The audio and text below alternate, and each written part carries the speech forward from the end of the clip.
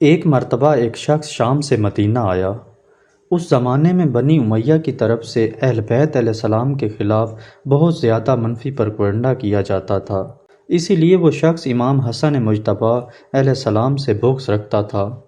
جب اس نے امام حسن علیہ السلام کو دیکھا تو سخت الفاظ کہنے لگا اور بے ادبی کی۔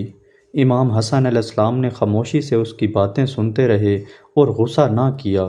جب وہ شخص خاموش ہوا تو امام حسن علیہ السلام نے نہایت نرمی سے فرمایا، اے بزرگ، میرا خیال ہے کہ تم مسافر ہو اور شاید تمہیں حقیقت کا علم نہیں۔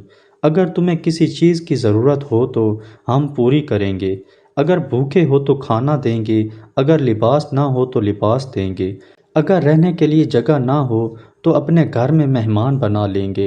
امام علیہ السلام کے حسن اخلاق اور شفقت نے اس شخص کا دل بدل دیا۔ وہ رونے لگا اور عرض کیا، میں گواہی دیتا ہوں کہ آپ ہی اللہ کی زمین پر حقیقی نمائندہ ہیں۔ میں آپ کا دشمن بن کر آیا تھا، مگر اب آپ مجھے سب سے زیادہ محبوب ہیں۔ یہ واقعہ ہمیں سکھاتا ہے کہ بہترین اخلاق بہت سے دلوں کو بدل سکتا ہے۔ جہاں سختی ناکام ہو جائے وہاں نرمی کامیاب ہو جاتی ہے۔